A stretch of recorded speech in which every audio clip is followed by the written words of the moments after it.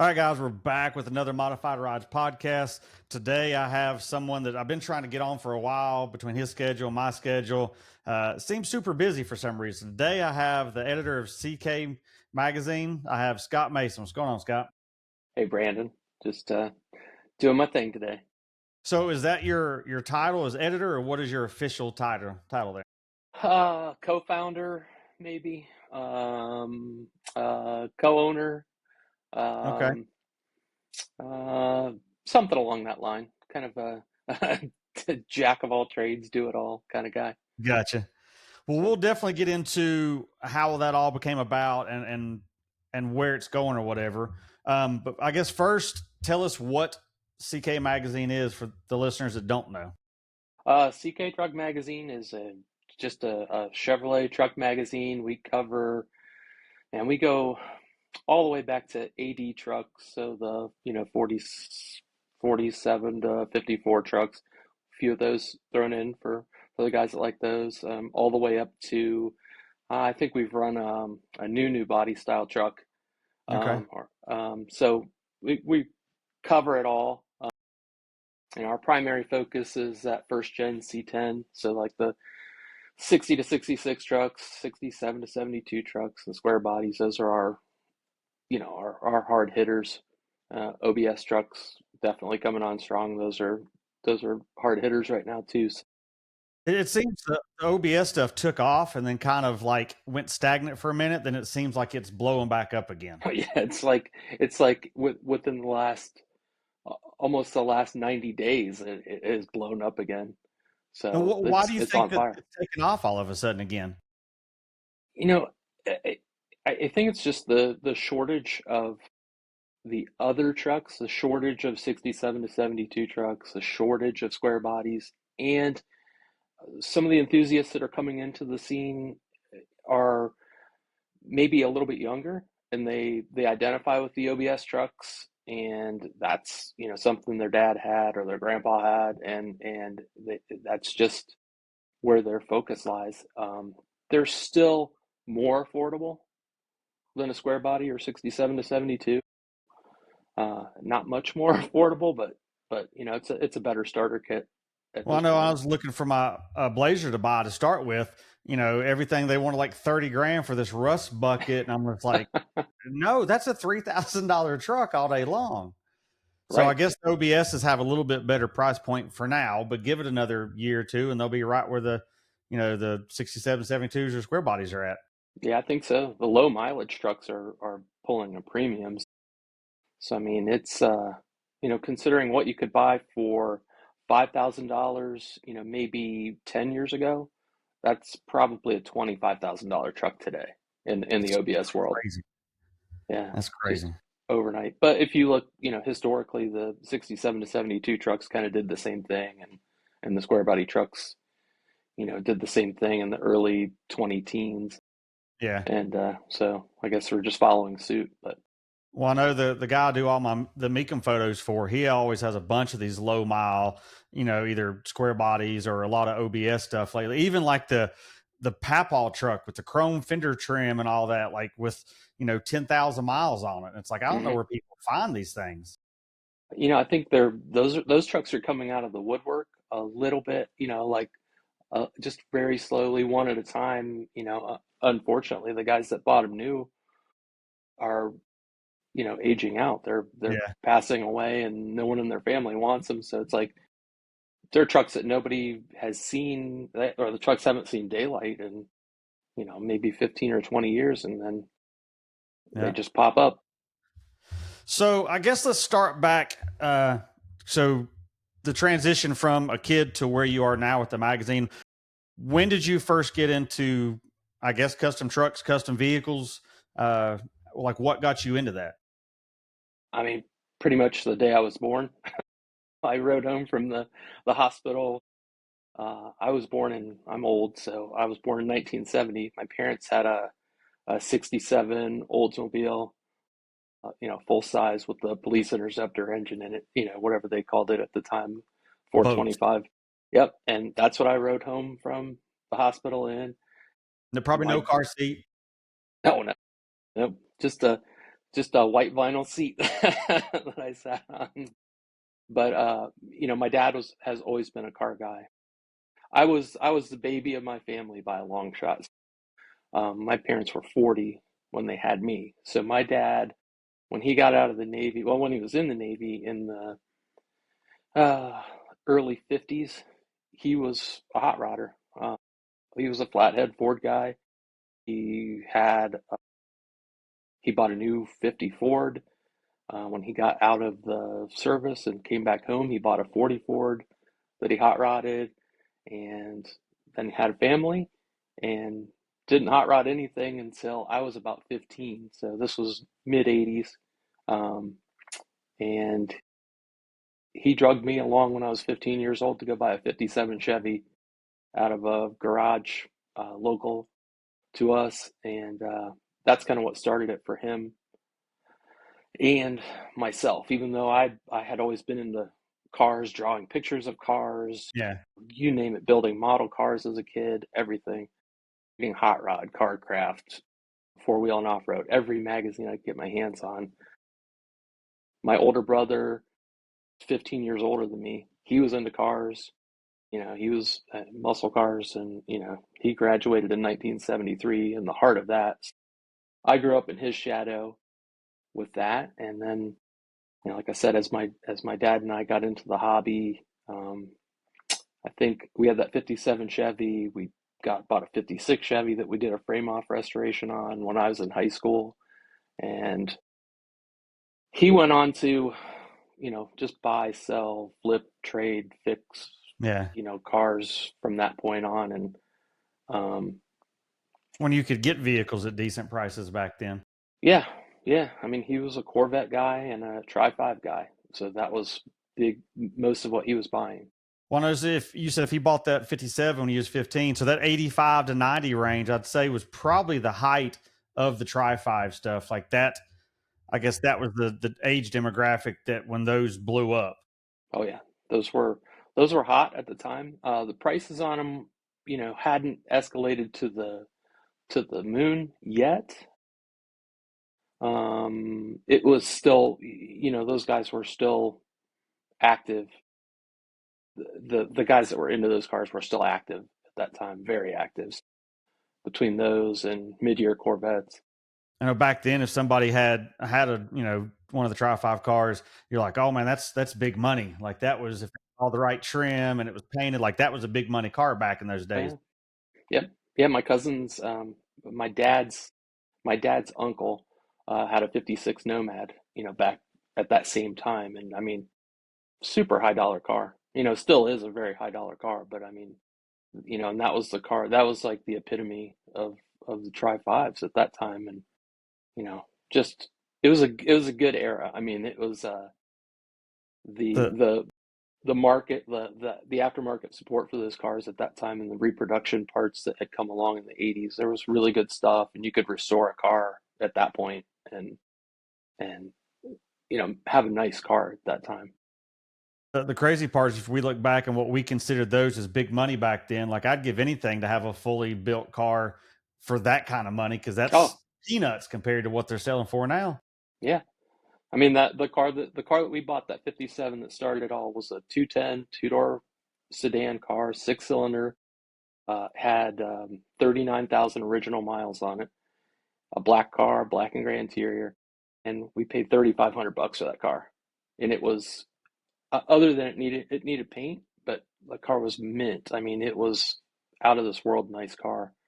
And I mean, we sold it for nine grand, 2 years later.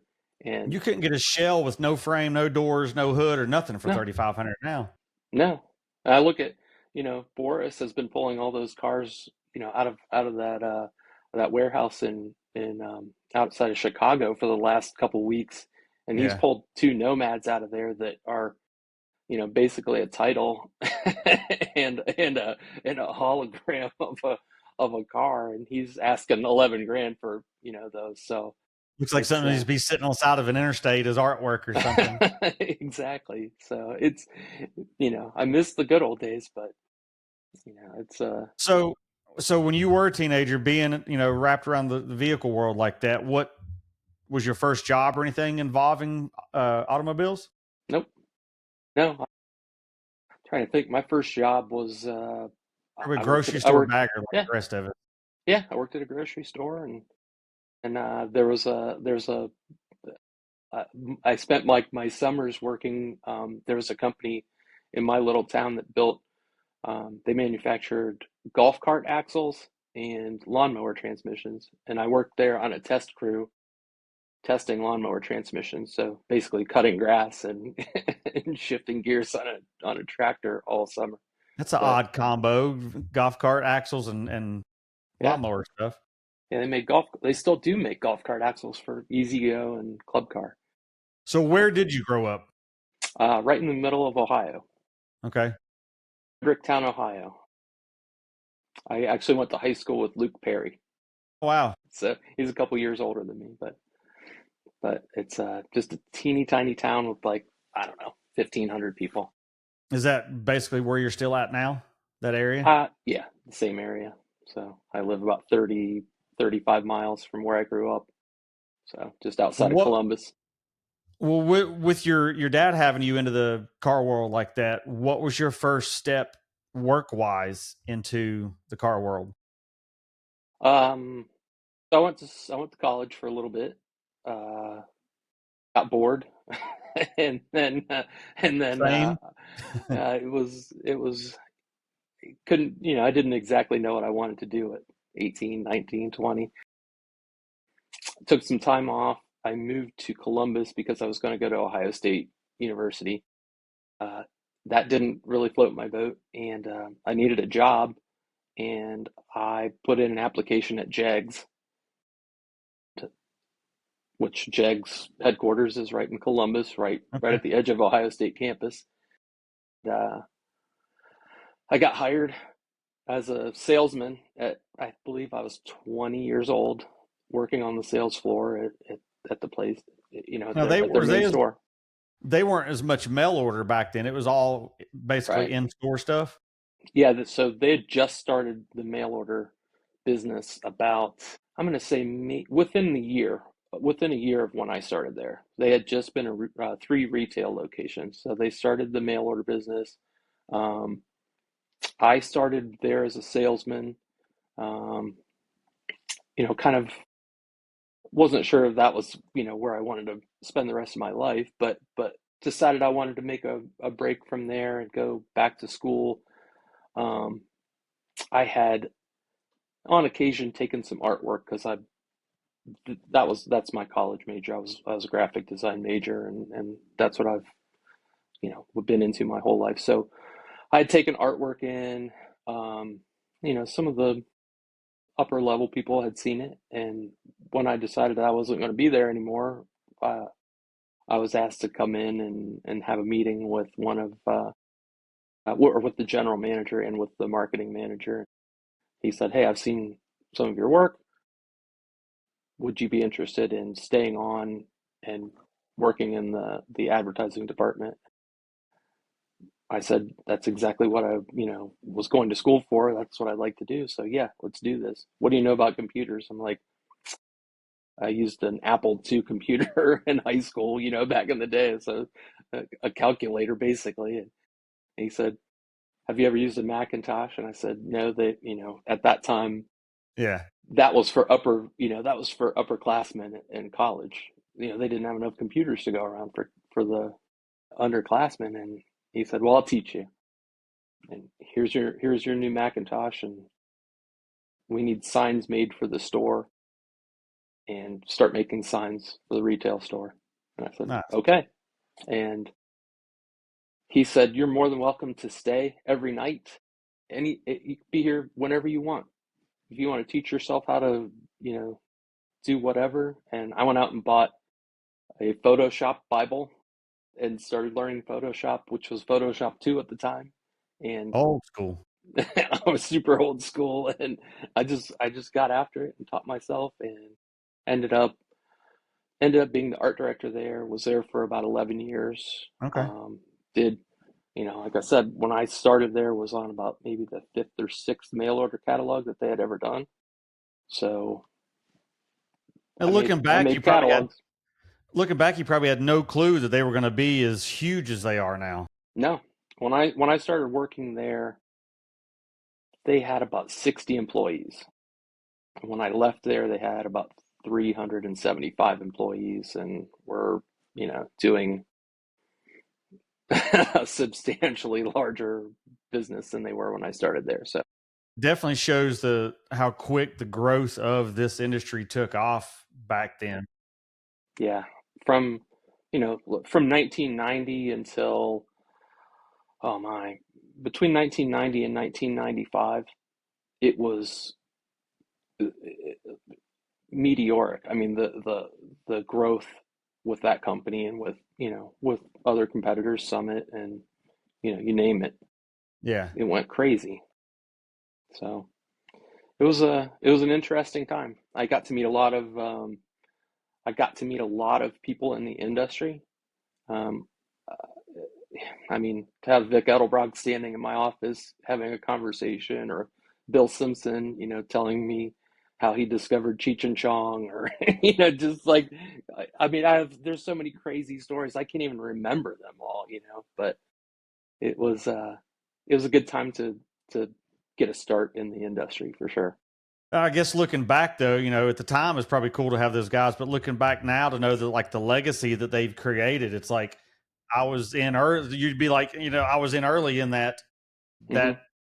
department to make all that happen. Like you don't know what somebody's going to be in 10, 20, 30 years, Right, like how big they're going to be.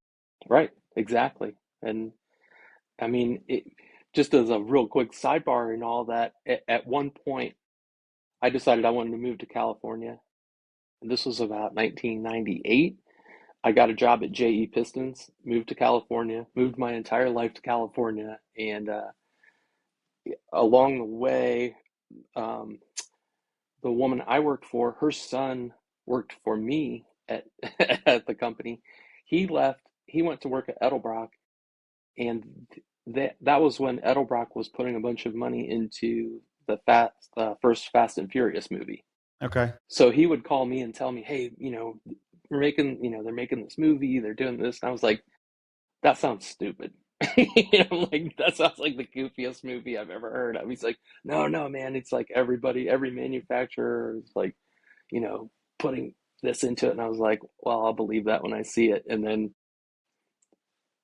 I decided to move back to Ohio. Fast and Furious came out and was like, the biggest car thing to Yeah. happen in 20 years. And then it seemed like the industry exploded again because of that. Well, you look So, at, you have like your die hard car guys and stuff. You have the 50-50. Some of them are like, that's the coolest movie ever. Some of them are like, well, that was the dumbest movie ever. But I think for a lot of us in like our age group, though, to that had been involved in the industry, like I'm watching the movies, I'm trying to read the stickers on the doors to see yeah, what companies are right, involved and do I have parts that are the same parts they're using. Like to me, that was huge. I mean, I know, 10 movies down the road, it's not what it started out as. But for us car guys to have a movie that involved our world was like crazy. right. And I mean, and when Jay was telling me these things about this movie, I found it hard to believe, everything he was telling me, because I believe that was the time when Edelbrock owned NOS, and which became like basically the hallmark of those Yeah. movies. But Everybody had to he, have NOS. yeah, and he would tell me, "Oh, Ja Rule is going to be in this movie," and like all these people. I'm like, well, I don't even know who half of these people are, and he's like, "Nobody does," but he's like, "Ja Rule's a street racer." I'm like, "Okay, that No, he's not. sounds neat." But but and I was at that point in time, I was an import guy, so not a Honda guy, but I was a Volkswagen guy, a water cooled Volkswagen guy, and Okay. so some of it seemed a little far fetched and a little bit out of my wheelhouse even at that point. But when it came out, it was a huge boost for the industry. I I was mean, a Honda guy at the time, so that was right up my alley. The only thing that I didn't like, and I'm sure you probably caught it too, just like all the rest of us gearheads, like when they would let the suspension down on the car, you would plain as day see the air cylinder and it'd be a hydraulic sound. And you're like, no, that's not what that is. Or when Yeah. the truck pulls up and they let the cones out and they air it up and it's like hydraulic sounds. I'm like, that's not what, like, come on, get it right. But then the conspiracy theorist in me wants to say, did they do that just so that was something more for the critics or the Talk cynics to about. talk Yep. about, you know? And I mean, they rented a lot of time in people's minds with that, you know, I'm type just of glad thing. we don't have 75 gear transmissions though. So Man, I actually kind of wish we did, but that not a shift now. manual. But So no, so those were. you left J Pistons and where'd you say you went to after that? I went back to Jags, Okay. and Back and to marketing. yeah, I went back to my exactly like nothing happened, and stayed there, um, and then left there, and I went to work for um, a local gentleman who or owned a Porsche, Audi, and Volkswagen business, and he bought out another business that I helped him. I was the general manager of that business, and got that a mail order um, business up and running for him Oh, with and so not a that dealership, operation. but like Mm-mm. a parts company. Yep, just a parts company. So a lot of it was mostly OE Porsche parts, but we did Volkswagen parts, we did Audi parts, and then I established an online presence back in the forum days, like VW Vortex forums, and you know, this kind of preceded like the ECS tuning, or the, you know, some of the bigger places that are in business now. Um, but yeah, that was early 2000s. So I was there for about 5 years. Left Still there. in the automotive space. Yep, still in the automotive space, and that was my jam at the time. That whole Porsche, Audi, Volkswagen thing was what I was 100% invested in. And I then, dabbled in the Audi world for a couple years and realized the German tax behind stuff was a little too expensive. but you had like the pinnacle of the Audi world too. So that That was my RS6, bucket list man. car, and I owned it for a year, and I'm like, yep, I can check that off my bucket list. I've owned a RS6 Avant, like on to the next one. Yep, that's a bad unit. But yeah, I moved on from there. Started my own business, making parts for Volkswagens. I made Okay. um, I made skid plates. I made for our VR6. They call it a crack pipe.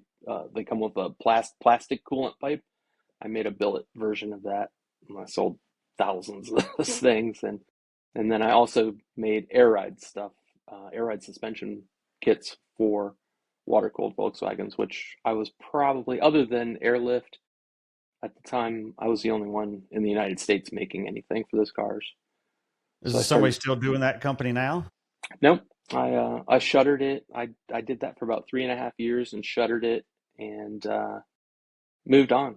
I It was a business that I probably could have sold. I just didn't have any interest in passing that on or keeping the legacy going, and just moved on. I had a good time doing it. Um, I was probably, well, not probably, I was one of probably the first 10 AccuAir dealers Okay.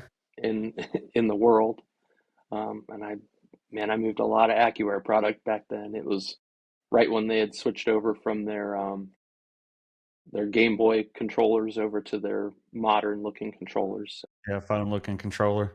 Yep. So, and I worked a lot with the guys from Universal Air. They made my airbags for me. Okay. Um, and Zach at Universal Air was the one that turned me on to um, Reno and Dustin, the original AccuAir. But I bought a lot of stuff from, you know, wholesale through Jason Thorbeck, and those late 2000s were. I mean, So that was that was during a the heyday, suicide, man. that was during the Suicide Doors days for Jason. Yeah, he was definitely a staple in the truck world for sure. Oh yeah, Still is. and yeah, and I wasn't a mini trucker, you know. I was a Volkswagen guy, and but I had a lot of mini trucker friends. it all who, intertwined in that air. yeah, and they all pointed me to Jason and helped me establish a relationship with him and his business and I mean it that stuff went crazy. I mean, I now have people that say I ruined Volkswagen because the air ride scene kind of took the Volkswagen world in a much different direction than it had been in, but Well, I'll I live with got that. buddies here local that like one of my buddies that was the one that worked on all my Audi stuff. He's a mechanic at the local dealership, had his own shop for a little while, and dealership offered him way too much to come back to be like the lead, tech or whatever. And he's like, yeah, I kind of can't turn that down. But like he's got like three different air ride Volkswagens, and they does Tell the Dragon for all like the Wookiees in the woods, and he's out there thrashing on the air ride stuff, and Oh yeah. I don't think it ruined it. But it's odd that at this point in time, um, I mean, I like and appreciate air ride stuff, but I'm all coilover. I'm all static guy now, so That's why I it's did that with the Blazer this year. I love the look of one that's laid out, but something about getting in it, you don't have to do nothing. Just turn the key and roll and still be 5 inches off the ground and, be good. yeah. Yeah, because there's nothing that replaces the feeling of driving 80 miles an hour down the road and the back bags dump all the air. I have done that on and, purpose, but and there's smoke coming off the tires. We could do that, or we could just yep. not sweat it. But that's the air ride life. So what did you do after you shut your company down? Went to Mac Tools Corporate. Okay. I worked at Mac Tools Corporate for about 10 years. I was the art director, visual director there. Did all of their print catalogs, their flyers, anything print, website, just any of the social presence, all of Yeah. that. I did that for about 10 years and until just corporate life just took its toll on me. Punching the clock every day and Yeah.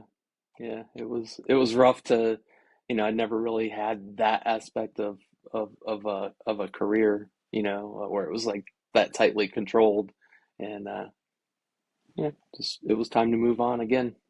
So is that that when was you left and started the magazine? yeah, that was 2019, and it was right at the period where 10 dropped all of their Motor Trend dropped all of their that second batch of Trucking, that lowrider. yeah. Yeah, I so lost right a it's I lost a bunch that I shot for in that one day. yeah, Like that yeah. that one day was the one I'm like, why even carry a camera anymore? Because everybody I shot for basically is gone. Like I had probably I don't know, a year or so that it was just kind of like, I don't even want to take this camera out. Like it's not worth it. And then I missed it, so I went back into it.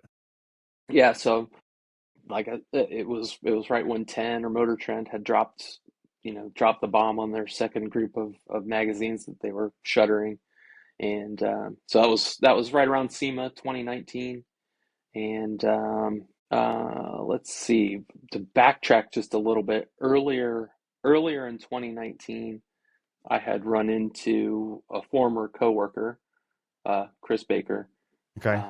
and Where'd you work with him at? at Jags. Okay. We worked together for maybe we crossed paths at Jegs for a year or two and worked together. And then I was at ironically a Volkswagen show, and a local Volkswagen show, and I was leaving. I was walking out to the parking lot, and heard somebody yell my name, and I looked over. I'm like, I don't even recognize this person. And then I walked over closer and saw who it was, and at the time he was developing Volkswagen bus bodies, complete bodies, because they had tooled up um, Golden Star, and their parent company had tooled up to make all the body panels to make like 23 window buses, and Yeah. that era of Volkswagen bus. So he was working with them to develop a bus, and he had one on display and was showing it off, and we talked for a bit, and and kind of exchanged contact info and left it at that. And then as things progressed, then the magazines being shuttered and all that, I went to him and I said, "Hey, do you want to work on something together?" And he had just started the C10 Nationals events, maybe a year or two before that, and he said, "Yeah, let's talk about something. Let's just throw stuff at the wall and see if something sticks." And we got together, I think, right around the second or third week of February in 2020, and we discussed the whole magazine situation and said, I think there's a want or a desire for this still. Even though those don't exist, their business model at Motor Trend doesn't fit what's happening today. But maybe we can do this if we can keep the overhead low and manage it. And I mean, this was over lunch, and you know, we paid the bill, and I said, "Let's do this," and he said, "Let's do this." We shook on it, So and with all those magazines shutting down, though, did you not feel that okay, this might be a scary time to do this because if Motor Trend's cutting all these people loose, and is this going to succeed? I'm sure that had to have been a scary moment. yes and no. I mean, from the scale perspective of, we knew that we weren't going to be able to produce a magazine that sold 2 million copies like the Cadzilla hot rod Yeah. issue. Well, that's just not going to happen in 2020. We know this. But we kind of ran the numbers and said, here's really our break even point of where we've got to be on this thing to make it something where we can make a career out of this, or make a living from this. And it just kind of said, we just kind of said, let's just do it. Let's just do it. Let's just put what we've got into it and go for it. So how did And you choose and decide on the CK name? Because I guess you knew you wanted it to be a GM only, right. Yeah, which at because the time really didn't exist, though, did it? Like what was even that? before the Motor Trend shut their stuff, there wasn't something that was just a GM based. No, not that I'm aware of. I mean, and at the time, and still is the case, the Ford stuff is growing. Uh, Dodge stuff is non-existent in the Yeah. marketplace that we're in, and the numbers were in the Chevy stuff. So, and that's what we know. That's what I know. I know the Chevy stuff. I don't, and the GM stuff. I don't know the Ford stuff. Um, So let's just stick with what we know. So, we just made a list of names, and we just said, let's come up with something that we can build a brand around, and something that's easy, something that just kind of falls off your tongue, and we just landed on that name. And it we know that it had a tie or a connotation to the OBS trucks. That's what people used to call those. So we understand that. But the C and K trucks go all the way back to whatever 62, 61, wherever they really Yeah. start badging C10, that. K20, like it's And the name, I mean, we just wanted it to be kind of an icon, just a visual icon, just that name, not a big long word, not a bunch of words, something simple. And we just got to that one and said that's it. so So, when you after lunch and you decided that you're going to do it, I guess the next step you reached out to companies you dealt with, see about advertising and that kind of stuff to get mhm, something in the works. yep. So I'll take one step back. So from a timeline perspective, this was the third week in February of 2020. So at that point, There wasn't nothing that going on in not the world yet, at that time, was there? not not yet. I went. So we'd made a plan and said, let's that first week of March, let's get together. Chris had an office space, and he said, just bring whatever you want over, and there's an empty office in there. We'll just start cranking away. And I said, okay, that'll give me time to wrap up the things that I've got going. I was doing some contract work at the time. So, in the meantime, I went to Detroit Autorama. That was on, it was a leap year, so that was on February 29th of 2020. I got COVID in Detroit. Didn't know it that I got COVID because nobody knew what it was at the My time. I wife got it got at it. my wife got it at SEMA 19 and couldn't. No one knew what it was. Right. I'm like, Backtracking, we realized that's what it was after the fact. But well, yeah. In the following week after the Autorama, that I watched the news and they're, oh, there's a huge outbreak of COVID in Detroit, and it was over that weekend. I'm like, well, that's cool. I was there.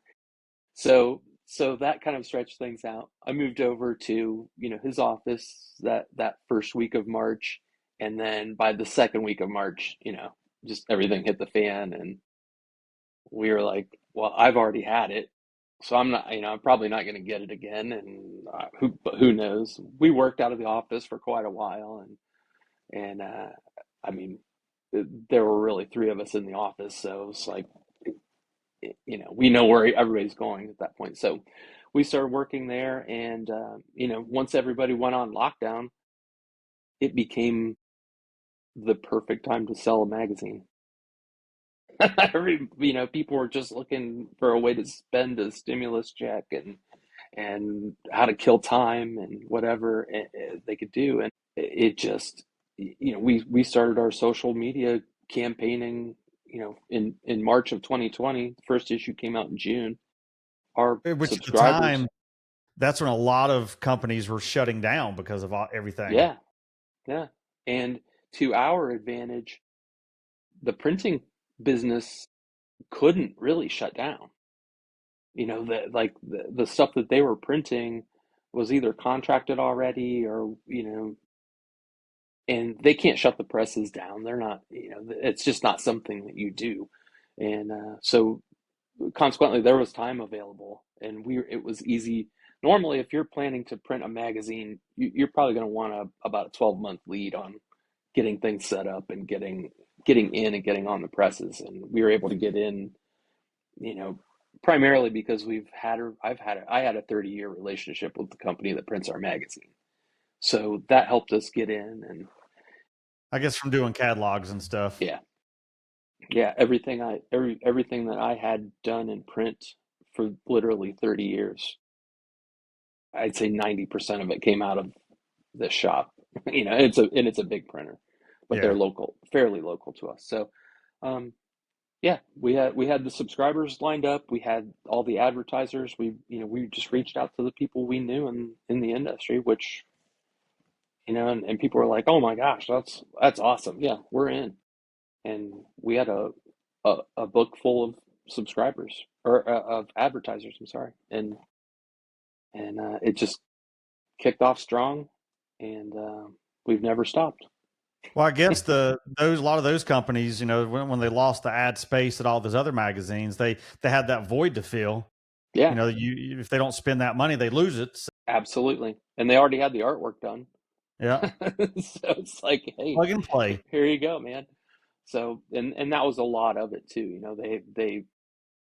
The spend, they already had it budgeted, and none of the advertisers knew that those magazines were going away. So here, we've got this money allocated already. Let's Yeah. go for it. So, So how it, long till the first issue come out from that first meeting?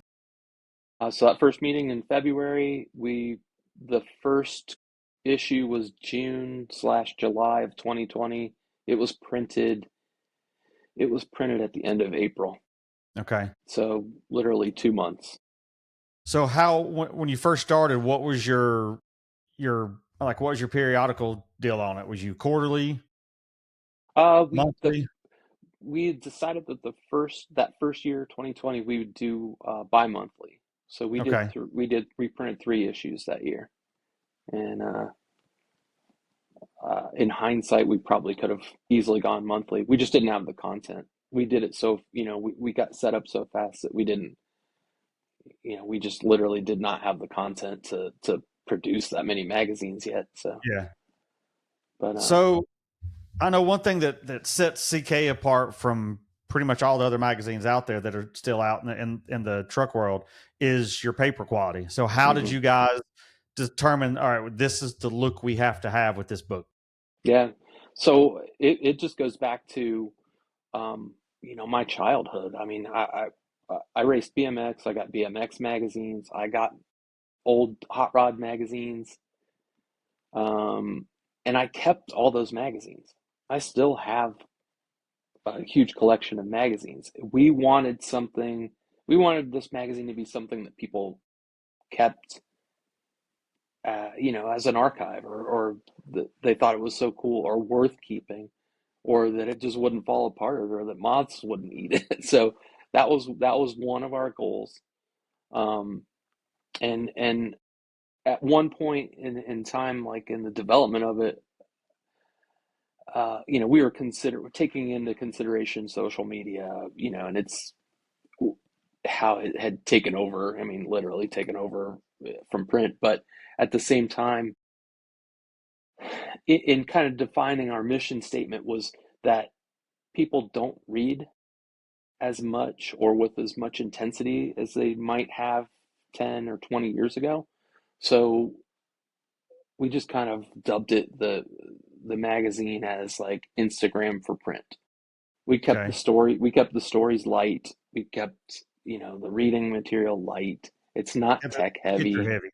Yeah, and it's picture heavy. And we know that people's eyes are horrible now from looking at phones. So we made the pictures big.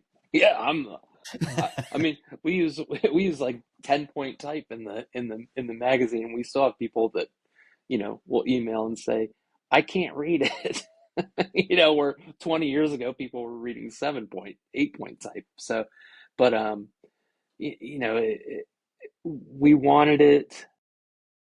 We just wanted it to be a visual I mean, you could have done piece what as most much as what anything. most print magazines do and cut back on the paper quality, save on the budget. But I think by you guys doing that thick of paper, that glossy of paper, kind of set the bar for what the new magazine world Right, is. right. And I mean, we knew, a wheel hub or Wheel Rodder's Hub's a book. Journal. That's not a magazine. That's a coffee Yeah, table book. exactly. Or a Rodder's Journal, same thing. Or even a Good Guys Gazette. I mean, they're on nice paper, and people hang on to them, and the show coverage that's in there. I mean, people love our show coverage. I mean, we sell heck out of back issues because people will find out, oh, my truck was in that magazine that I didn't even know about, but now I know about it. I'm subscribing and I'm buying the back issue that my truck was in at, C10's in the park. So it's the visual aspect of it is just huge. And I think the attention span of people these days, that's what they want to see. At least that's what I think they want to see. So Well, I know flipping through one of your issues, the way the features laid out, it's the big pictures. It's not just a bunch of little ones, stacked up. Like it definitely has its own presence that is not really anywhere else in the truck world. yeah, yeah, and that's what we set out to do. So it's and people notice it. People comment on it a lot, and we definitely feel like we've accomplished that part of our mission for sure. So I mean, the So you people that said just say, "I keep them, I keep them, I keep them," I have stacks. So that's cool. you said that first year you did bi-monthly. What's your print rate now? So we're every month now. So we're Okay. we're 12 issues a year. So when USPS wants to deliver them, but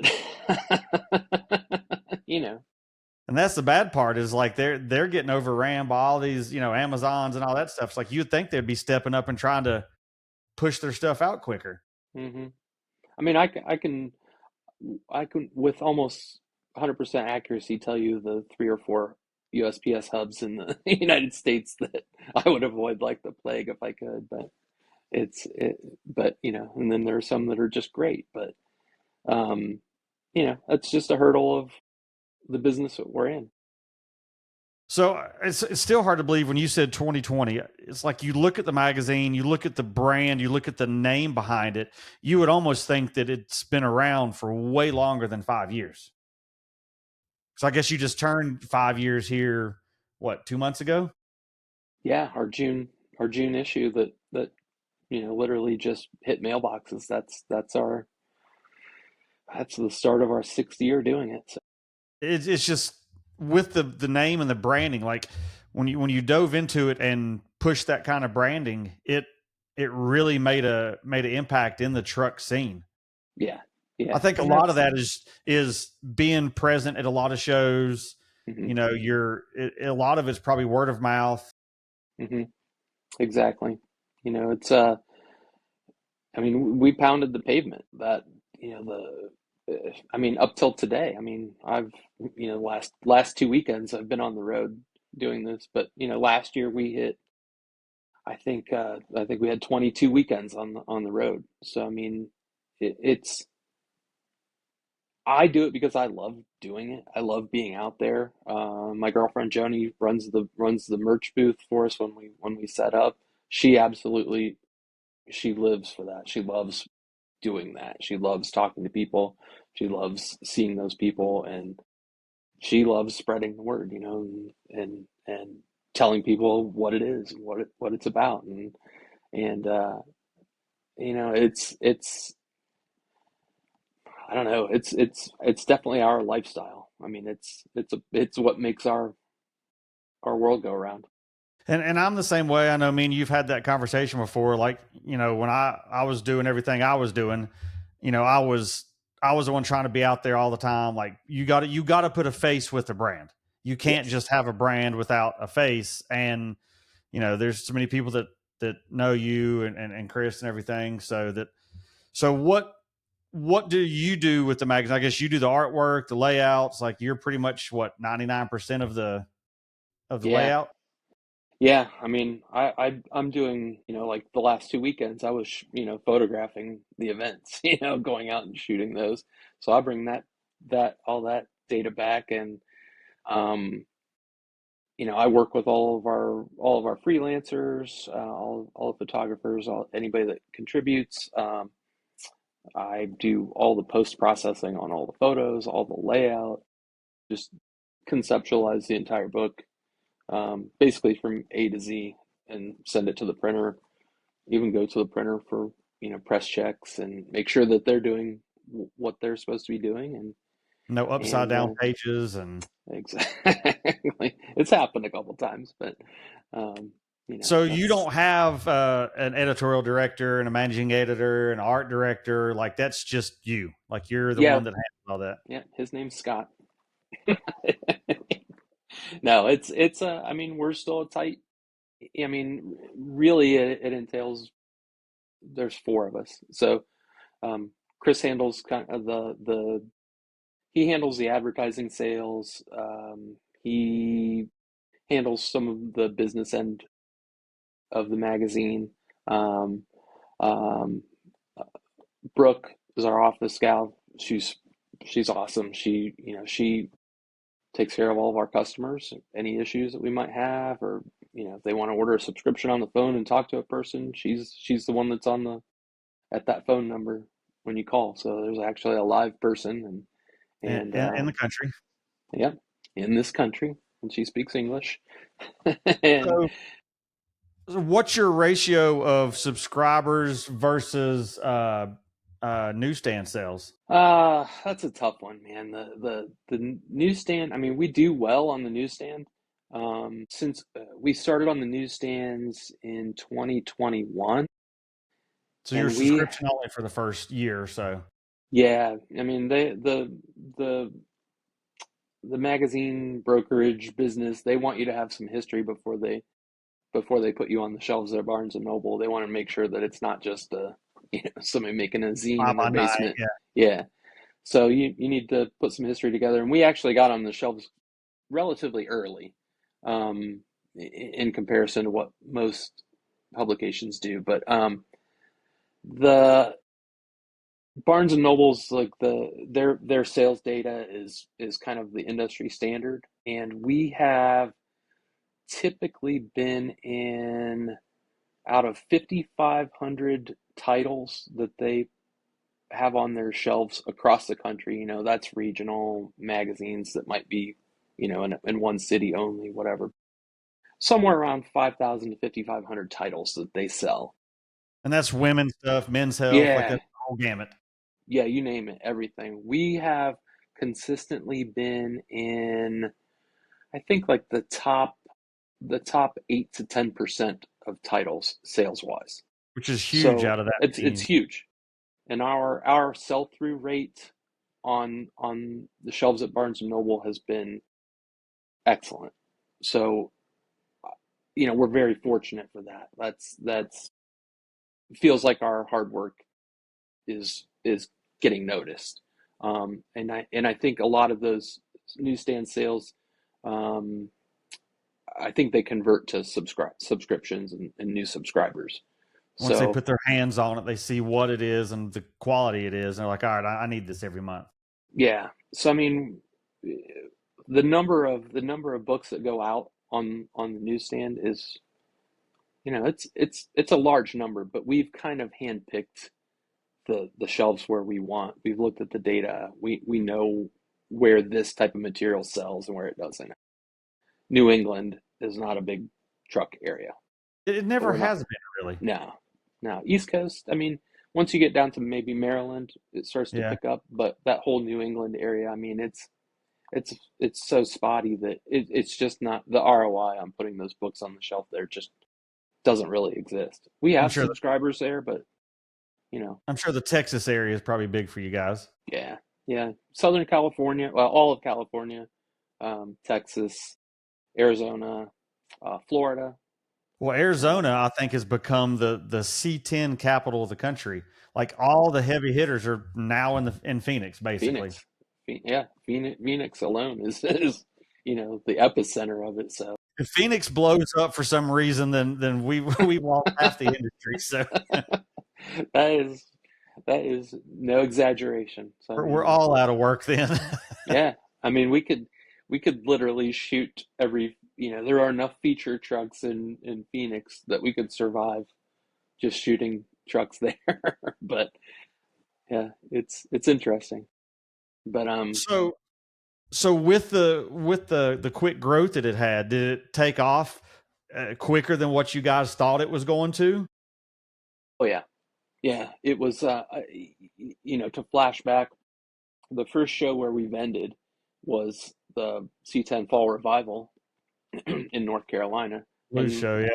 yeah, Lucio, and I mean we showed up with a blue Rural King, 10 by 10 easy up that had a broken leg on it and a table and some t-shirts and Walmart everything was, special there. yeah, everything was gone like in a couple hours. We were like, whoa, what just happened here? And the number of people that knew exactly who we were,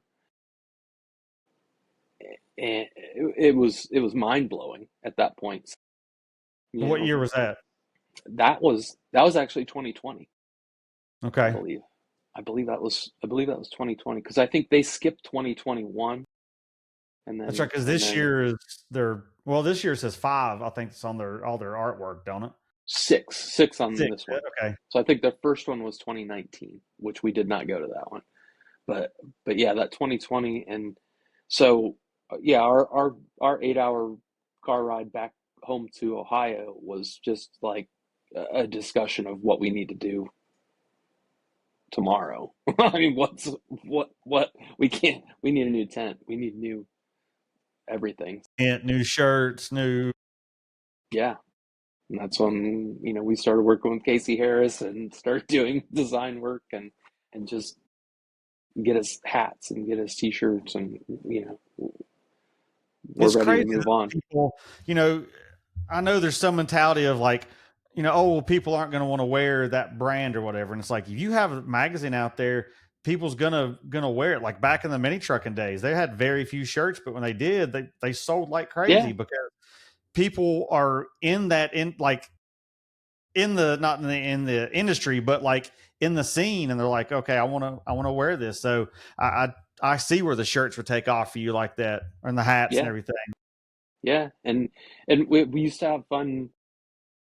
Uh, maybe the first, I don't know, maybe it was the first 500 subscriptions that we sold. We gave free T-shirt away, and from that point on, we're like, where are we going to see the first shirt? You know, where are we going to see this? And I think it was at Street Rod Nationals. Chris went to the Street Rod Nationals in Louisville, and he sent me a text, and he was like, first shirt spotted, and this was, whenever, July, August, or whenever, you know, early on. And it just happened to be a local guy that I now know and I'm friends with. I'm like, and we still joke about that, spotting every day. But That is a cool feeling because I'll go to a show somewhere and I'll run into one of my Braille Images shirts or a podcast shirt, and it's like somebody I don't really know, and it's like I'll stop and be like, "Hey, where'd you get that or whatever." So yeah, that I understand that completely. yeah. And like, we've vended a couple different years at the Good Guys show in Columbus, which is humongous show. I mean, Yeah. 8,000 vehicles there. And because it's home, my, family, my sisters and what will come, and the first time they came there, they saw our booth, and they saw people around the show wearing our shirts, and my one sister was like, I had no idea this was this big of a deal. I thought you were just doing this for kind of fun or Funsies, something to do. And I'm just like, funsies. oh, this is what I do for a living now. So, uh, So where do you want to take CK from like here on out? What is your goal with the magazine? uh, I obviously I want to keep growing it. This every day. I know there are people who don't know about it, or haven't heard about it, or who need to hear about it. That I want to hear about it. So I mean, there's growth potential there. Um, I mean, status quo. I want to keep doing what we're doing. I think we have a pretty good formula. Keep the We network small with the four of you. Yeah. I mean, there's a Joni and I were talking about this today. The time that we don't have the time to do social media as much as we'd like to. So we don't have a really strong presence there. Um, we've always gone into this saying we're not selling a social media presence, we're selling a magazine. We don't want to give away the milk, but at the same time, that needs to happen. That That's where the engagement advertising needs to is. happen. Advertising So aspect goes on yes, social media. yeah. So because of that, we've scaled back our vending presence and our show presence this year to kind of focus on doing more social engagement, and to kind of try to do that, not in a forced way. We want it to be very organic and very, natural, but we'd like to build more of a presence there. I Well, mean, on the social media topic there, what is your social media where people can find you to follow you? we are CK Truck Mag on everything. Okay, So it's same name on everything. cktruckmag.com. That's our handle on Instagram. That's our handle on Facebook. That's our handle on YouTube. Um, I mean, we do have 4 videos on YouTube, so it's it's kind of a big Pretty deep deal. there on it. Kind of a big deal. A couple unboxings, but Nice. um, but that's where we would like to just expand that presence, and just like you said, putting a face to the experience more, and having that interaction. I think that's, especially in the C10 scene, or community, it's a big deal, and we feel like we're part of the family, and we want other people to feel like they're part of our family, and be part of our family. So that's I that's think what you that'll worded be that right, important. saying the C10 community and not just the scene. Yeah, I've learned that was one thing when I went to Dino's for the first time last year, and it's like that's a whole different like scene in general. It is more yeah, of a community, not just a group of guys with trucks. right. Yeah, and I get stuck on that scene part. I think that probably goes back to the maybe my 90s and 2000s roots, when everything kind of was a scene, and now I think people take stock at least in this the segment of the industry that we are in, the people take stock in the brotherhood and the community part of it, and the C10 world is an extremely tight knit group. I mean, it's everybody knows. I mean, it's definitely six degrees of Kevin Bacon everywhere. Yep. So you're not getting anything over on anybody. That's for sure. but So, but no.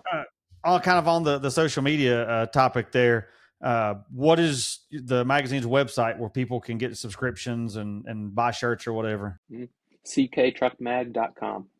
So everything's there, the subscription. Everything across the Yeah, board's the same. exactly. So yeah.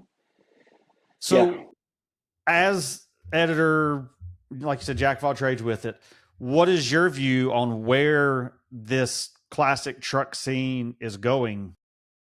Because it's changed dramatically in the last 5 years versus 10 years. Like it's always Mm. been big, but where do you see our scene going?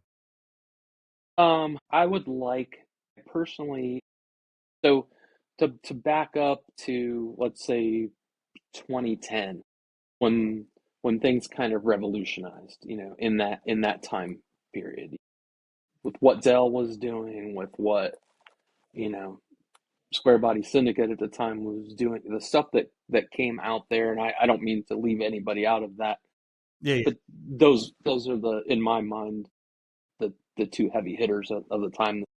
Larry, K5 Larry, those trucks set a, a whole new existence, for trucks. I think, the Porterbuilt, the air ride, the on the ground kind of thing just revolutionized the C10 world.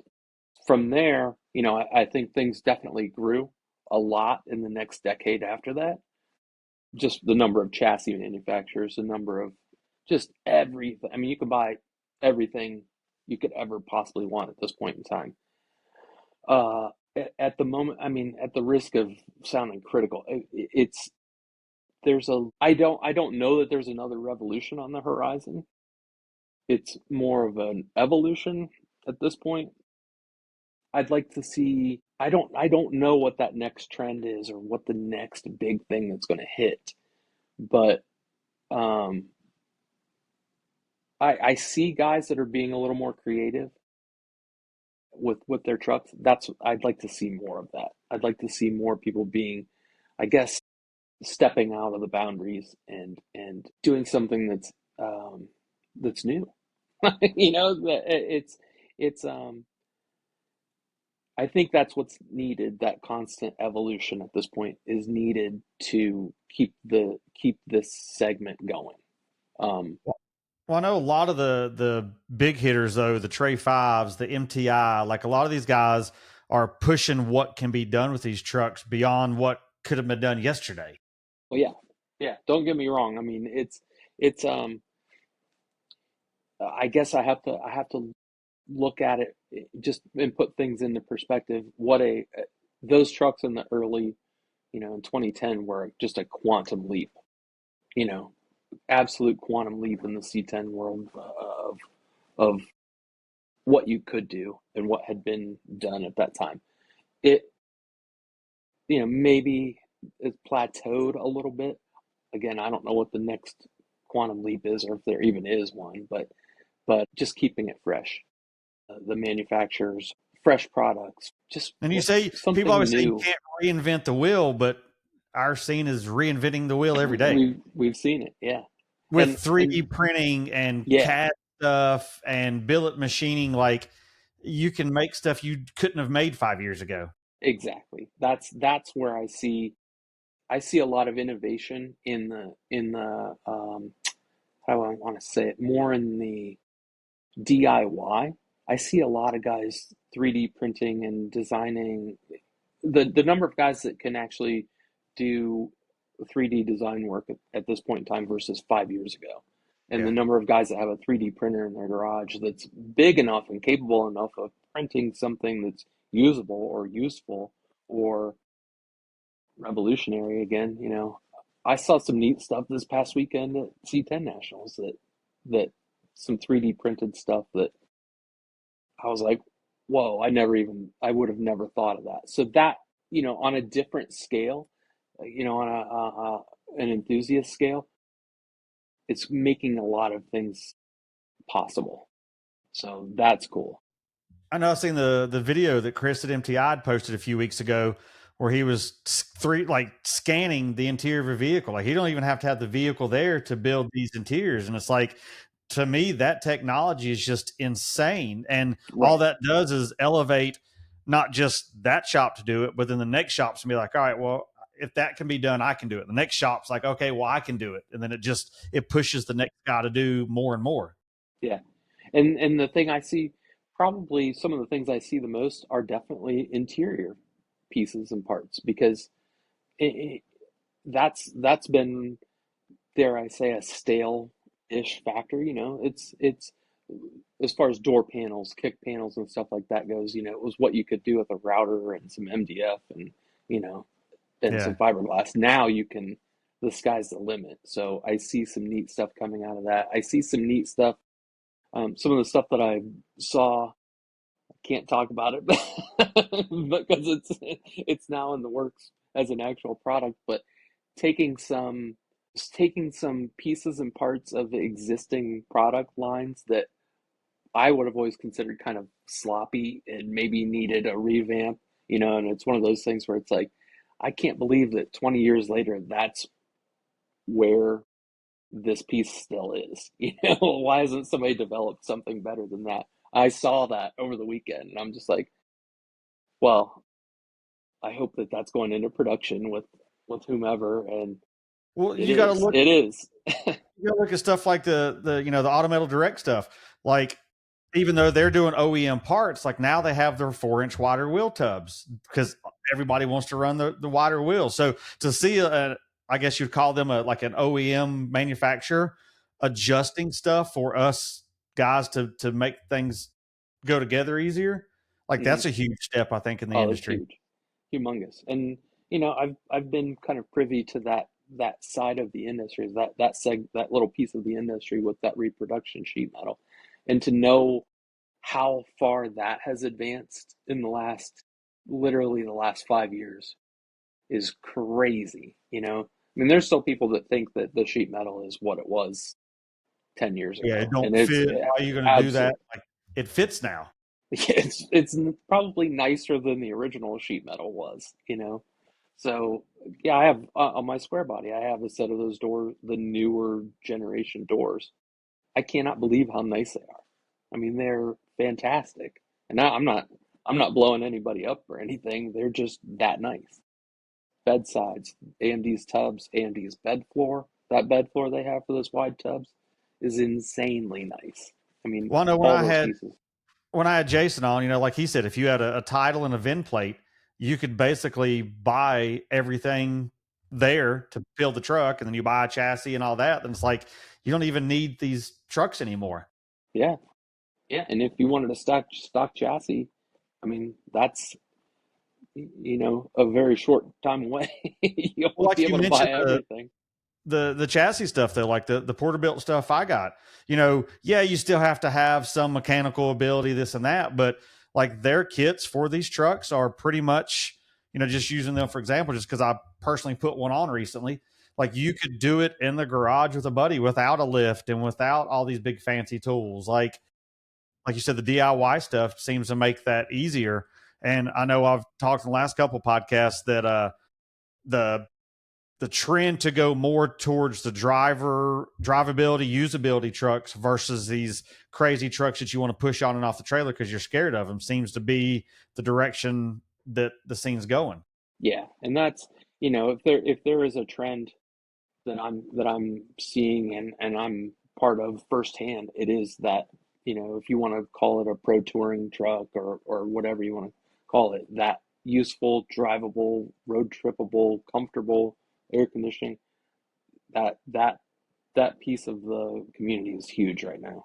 I mean, I mean, that's the plans with my Blazer. Once SEMA's over, go to Dino's and then drive it 34 hours back home from Dino's. I mean, I've done it multiple times in brand new vehicles, but why not do it in a almost 50-year-old vehicle? exactly.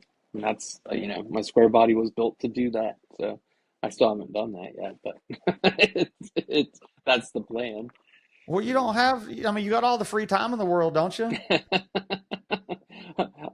According to some, yes. No. Well, I won't keep you No. too much longer. Like I said, we've been back and forth trying to make this work. So I'm glad you finally penciled in a little bit of time to Yeah. make this happen and get the backstory on CK. It's cool to see a magazine that new grow like it does and have the brand behind it that it does. And you guys have done a killer job to push that to where it is now. And I appreciate, like I said, you coming on, and I've got some stuff lined up to shoot here for you soon. So Yes, sir. get some of that No. in the magazines. And I appreciate you having me on, and I wish we could have done it sooner, but I'm glad we did it, and yeah, I'm super excited about it. Cool. Well, I appreciate you coming on, and I guess we'll catch you at the next show. That sounds great. I can't wait.